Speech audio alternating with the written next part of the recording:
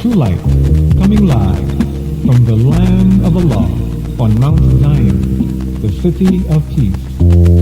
Rabboni, Sayyid Isa al-Hadi al-Mahdi. He is the only being who is preparing us, the seed of Abraham.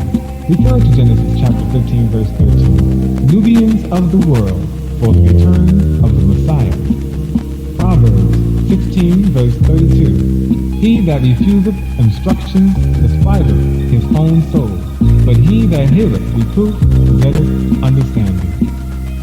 So, whether you are a Christian, Jew, or Mohammedan, have a seat, relax, and grab a pen and some paper, and open your scriptures and listen to the earth-shocking truths taught by Rabboni Sayyid Isa al-Hadi al-Mahdi as he brings us back to the true way of life, the religion of Abraham. El-Quran, chapter 2, verse 130 in part. And as for him who turned away, rejecting the Lord, from the religion of Abraham, he makes a fool of himself.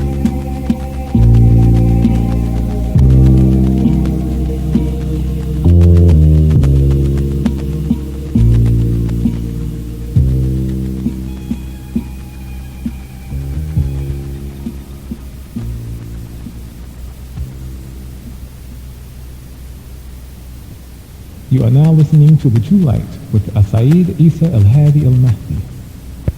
Love. God so loved the world that he gave his only begotten Son. See where it goes right back? As many as believe on him shall not perish, but have everlasting life. So he did it again. He said, okay, your salvation is going to be in my Son, Jesus. You follow that? I'm going to send him into the world as a means of your salvation, to redeem you. The devil is sending imams and sheikhs and molanas and gurus and you name it, to distract you. Why just one person? Why not a host like before of 24? Because there was only one tree. He learned something about man in his nature. That when he put that one tree there and a whole world of good things, one bad thing, and he said, don't touch the one bad thing, take it a good, we went to the bad thing. So now we're one good thing in a whole world full of bad things. That's why Jesus kept saying, the branch, I'm the branch. He's talking about the tree of life. And he can give everlasting life. Where does that go back to? Right back to Genesis. When Allah sealed up the heavens with cherubim. Why though? He said, now man has become like one of us. He knows bad from good. He knows wrong from right. And we've got to put him out of this garden. Otherwise, he's going to cling on to the tree of life and live continuously like this. Forever. There'll be no means of his salvation. So what he did is he took I know out of your head. Because God does know that in the day ye eat thereof, your eyes shall be opened. He took I know out of your head. You know what I mean by that? You don't know if there's an Allah.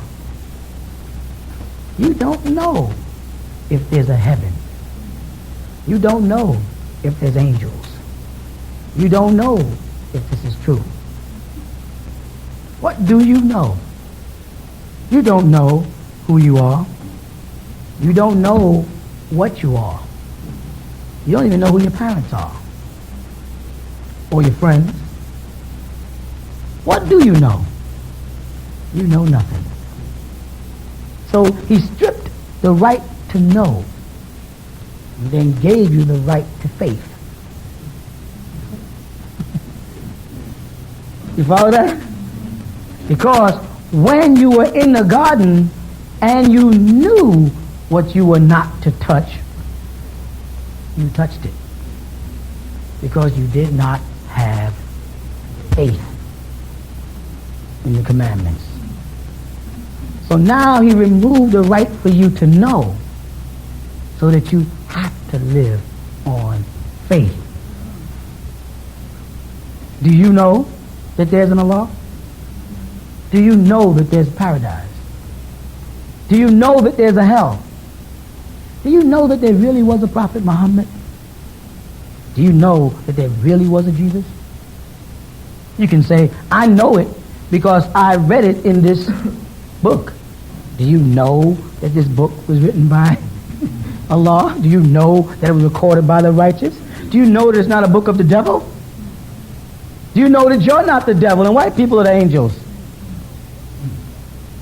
What do you know? Do you know that there's an Allah? I keep going back to that one, because that's the foundation. No, you don't.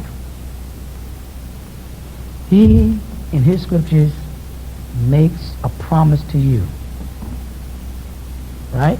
And that promise is that by your faith will you be saved. You've got to be faithful. You've got to be loyal.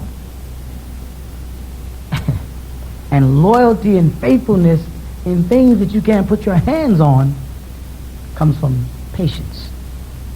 That's why I kept going back to Allah, because that's his first name.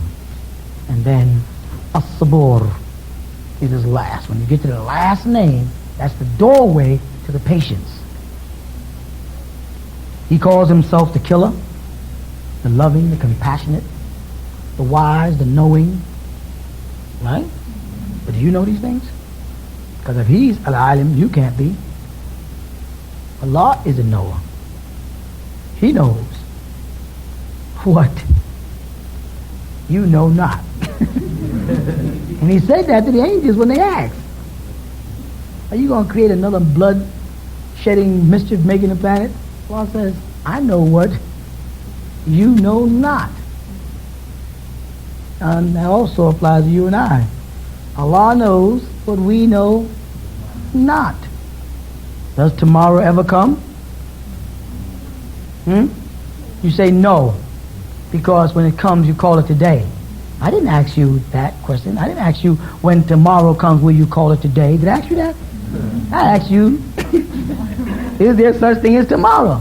And until you add your answer, yes, there's a tomorrow. But the moment you put the answer to it, it's no longer existing. Meaning, when I say, is there a tomorrow? Right now, today, yes, there is a tomorrow. But when tomorrow comes and we call it today, then it disappears. You follow that? That you know. Faith is you willing to be a sacrifice for what you believe. That's what the faith is. And the first stage of that is your faith in Allah. You follow? And then you start from there down into, and in all those angels. And amantu billahi wa malaikatihi wa kutubihi. It's got to start at amantu billahi. I have faith in Allah as He is. That's where it starts. Just concentrate on that first. Don't worry about the scriptures, and worry about the books and the prophets and all the colors and the trimmings. Get back to that rudiment. Amantu billahi. You follow that? And that is your millah. That is your deen Allah. Amantu billahi. That's the real. Everything else is trimmings. Those are guideposts in the sea to make us find our way. But amantu billahi is it. And what happened is as it got down to wa rasulihi, men started worshiping them. The angels, people started worshiping them. You know what I'm saying? They would have stayed on amantu billahi. And I always tell people, when you're really, really, really looking for the seat of Allah, look in there.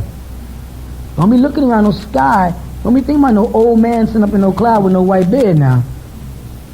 That's Greek mythology. It ain't real. When you're looking for Allah, you better look inside. You're looking for the devil, you better look inside. When you're looking for the angels, you better look inside. Because none of it would exist if you weren't here. None of it would exist if you weren't here. There'd be no heaven if you weren't here. You understand that? There'd be no angels if you weren't here. There'd be no Allah if you weren't here. Because Allah, angels, come with consciousness. You follow that? When you became conscious that they exist, then and only then did they exist. La ilaha stops. Nothing would exist. Illallah. You see? It's two parts. Until you became conscious that there wasn't Allah, He didn't exist. Meaning, before you knew about Allah, was there an Allah to you? No. Before you knew about angels, was there an angel to you? No. And isn't it all based on you, to you? Did I miss that? It's all based on you, to you. It's not based on you and your wife. It's based on you and your wife. Not you and your wife. You and your husband. You will be judged alone. You will stand before Allah subhanahu wa ta'ala alone. Right? Your commitments, your involvements, and mostly and foremost, your intentions will be the means by which you as an individual, the judge, stand close to your wife, but not too close. That's why years ago I said don't love. Because that love can make you love that person, and that person can take you to hell. You understand? Everything is based on you. And without you, it wouldn't exist. Have you realized yet, when I say you, I mean each individual you, not you? That everything in this room and everything in this universe is revolving around you. Look around you. And everything is an equal distance from you. Everything is an equal distance from you. Look around. Just look around. And realize, regardless of how many people are sitting beside you on this side, and how far that building is or that mountain is out there, it is all around me. I am al-Qubt. You are al-Qubt. You are the center of the universe. You are the magnetic force that keeps your whole universe in order and in orbit. The stars are as far away from you as is important. Not from me. To me, from me. From you to you. You follow that? The whole universe is moving around you. It is all based on you. So, on that day, you will be judged. Not you all. Not y'all in. Not you two. You will be judged alone, and you will be judged alone. So I say, stand close, but not too close. You know what I'm saying? Love each other.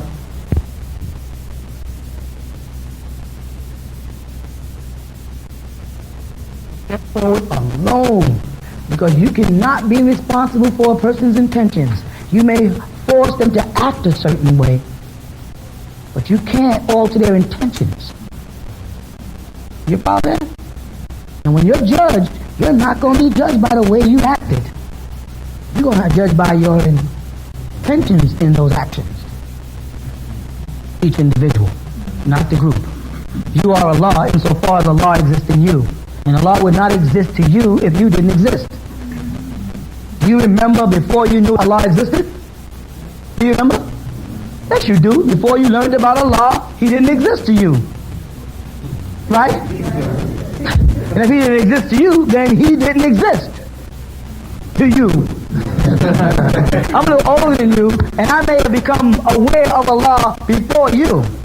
It didn't mean that He didn't exist to me before you found out about Him. It means He didn't exist to you. And if He didn't exist to you, then He didn't exist to you. You follow that? Now, if He was existing in me, then the argument could be, well, being He existed in me, you, meaning me, before I existed, didn't He really exist because He existed in you? No. Not until He existed in you did He exist. to you, because if Allah is existence, anybody that doesn't have Allah inclusive in their existence doesn't exist. So Jesus said, my family are those who believe as I believe. As far as you're concerned, they were non-existent. And that's why they called them Gentiles. Jinns. Y'all were not existent in the real world. Y'all were living in a jinn world. You follow what I'm saying? So on the day of judgment, when we all will be judged in front of the law. No. Everybody will? We're never always, right. We're never always all will be judged. That's a statement that's understood. We will all be judged. You understand that? But we will not all be judged. You're going to be judged. Nobody else is going to be judged but you. No one else but you. Even if I didn't know, or say, even if I didn't know Allah. You don't know. I don't know Allah. You work off faith. Right. So the faith that I have is going to judge you. Is going to judge me. Of course, regardless if how much faith you have in Allah is going to be your judgment. Right. Okay. And I'm not going to be judged.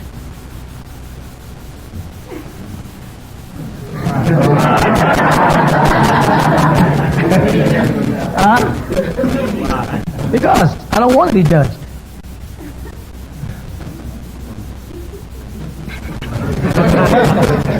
I don't want to be judged, so thus I won't be judged, yes. Why don't I want to be judged? Because I don't think I can deal with the judgment. So I've washed my mind of judgment for me. As a man think, go ahead. See, I wrote the hell book to put hell in your heart. So it would give you hell. That's why I wrote it, to scare you to death. So now you understand hell. And I said, if you do this, you're going to hell. If you do that, you're going to hell. This, you're going to. I said to myself, I'm not going to hell because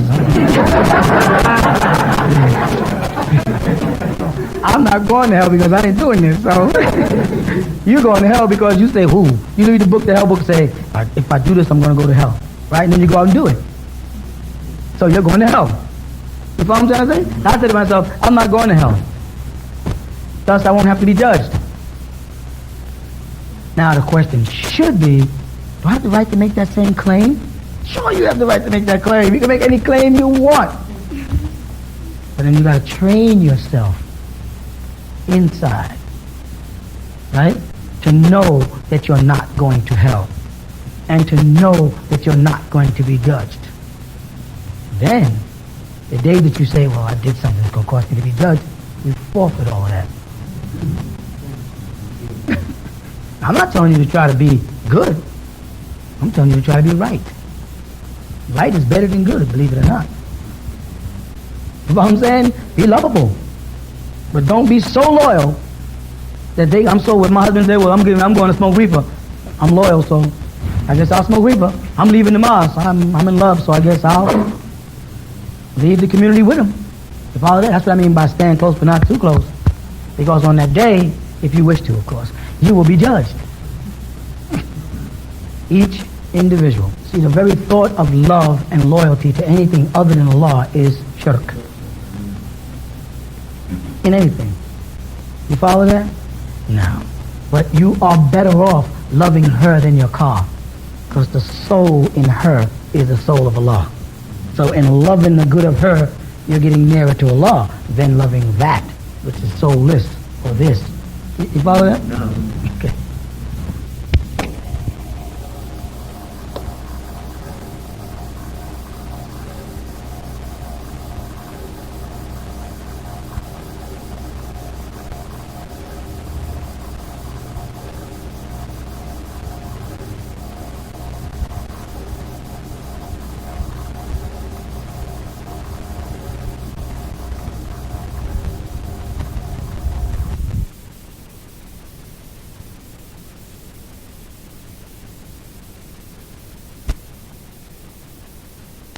There'd be nothing unique about it, because if the Torah was in Arabic, it would have to be in as eloquent a language as the Quran, because it's coming from the same source. Admitted in the Quran that the Torah comes from Allah. So if there was a Torah existing in Muhammad's time, Wouldn't it have to be in Arabic Fusha also, being it came from Allah? Which meant that Muhammad's followers, while in migration in Ethiopia, learned the Hebrew.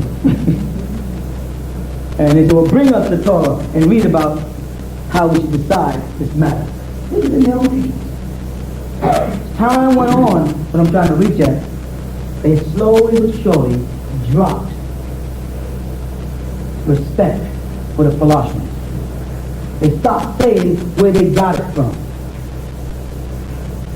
Like many people who are Ansars under us, study all the books that I write. Then they go off and create their own thing. And they forget where they got it from. And every now and then someone looks at them and says, you know, got nose rings. And you know, the only ones I know where is the Ansars. Well, I mean, it's in the scripture. Yeah, well, you wouldn't know that if it didn't come from the Ansars. Well, I never read their books. We just saw it here. Really. Amongst the Sunnis, they got Ansar al-Sunnah. Right? It's not Ansar Allah. They have an organization over there in Egypt. They call themselves Ansar al-Sunnah. You say, well, please show us somewhere in the Quran al-Kareem where Allah says there's a such thing as Ansar al-Sunnah. We do see Nasrullah, we see Ansarullah. You think they care? That's the most shocking thing. They don't care. They know what they're doing. Their whole thing is to keep you and I from finding out who we really are and our link to Abraham. And they'll give you any branch of Sunniism and flatter you with anything you want to hear. Just as long as you don't take them back to Abraham. We will continue with the true light after these brief messages.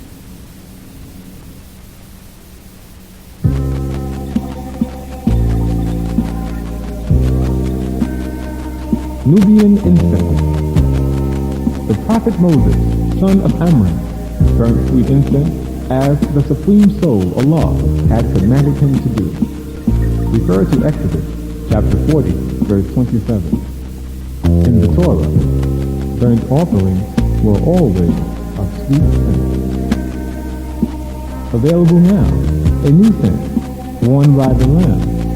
Now all people of color will have the sweet smell of the Lamb. Get yours while supplies last. Don't get caught empty-handed.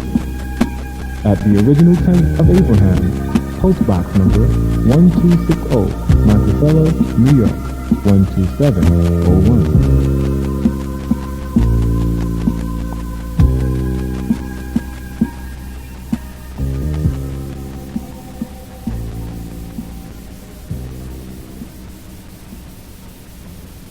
Now let us return with the true light. We always were Hebrews. Let me make this clear to y'all. We always were Hebrews, and so was Abraham and Muhammad. Simply, if the Quran teaches you that we named him Ahmed, right, in an old scripture, what old scripture has Ahmed in it? We know the Torah does, Sunnis don't. Right? So then the name Ahmed is a Hebrew name by the Sunnis' definition of what the Torah language was. According to the Sunnis, the Torah, this is Hebrew here, the Torah was in Hebrew. Understood? And if Muhammad as Ahmed was found in here before the Quran was revealed in Arabic, then Muhammad is a Hebrew name. Got that? Now, check this. If Muhammad's father's name is thought to be Abdullah, yet prior to Muhammad's coming, there was no Allah, there was only an Alat. Then some Sunnis removed the two dots off his father's name to deceive people, because his name was Abdullah, of the Quraysh family and keeper of the gods in the Kaaba. And if Muhammad brought in Tawheed, which is Ashhadu an la ilaha illallah, and remove a lot. And if his father died while he was yet a baby, his father wasn't there when Muhammad removed the name Allah and the idols. Again, I repeat, his father's name must have been Abdullah and not Abdullah, a servant of Allah, not a servant of Allah. So some people in the Orthodox Sunni world have maliciously and deceptionally erased the two dots and said to make Muhammad's father look better, your father, his name was Abdullah. But they're masters at deception. Another point, it's in the article coming up, is how the Sunni Muslim world, I want you to use this information, boast about the first migration of the followers of Muhammad under Jafar, his cousin, to Ethiopia, Habashia, correct? And when they got there, they were pursued by pagan Arabs, Meccans, right? That's understood. Okay? Now, when they got to Ethiopia, they met the Ethiopians. Okay? Ethiopians spoke Hebrew or Amharic, but not Arabic. So Muhammad's followers had to be speaking Hebrew or Amharic, but not Arabic. You got this? When they got there, the pagan Arabs came behind them to take them back to Mecca to persecute them. Upon which an argument broke out in the front of the Negus, they call the king of Ethiopia. You with that? And this man who came to oppose them pointed out how the Muslims speak bad about Jesus and his mother. And that was in the Muhammad movie. Upon which they lied to the Ethiopians. That was us, the Falashas. The Nuggets, that was us. That's where Bilal came from. They lied to us there.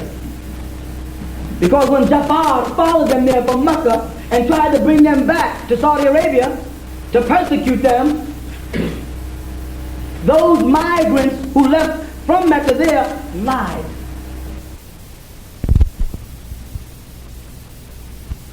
Wanted to use to impress the Ethiopians. That's a form of lying. Because when they were put under pressure, they didn't say, no, we don't believe Jesus was crucified. We say anybody who says Jesus is crucified is only making a conjecture. The word is think so. No, we don't believe that Mary is a god or Jesus is a god or even the Son of God. Anybody who says that is going to hell. No, we don't believe Jesus was on no cross, nor did anybody kill him. We don't believe in the Trinity or duality.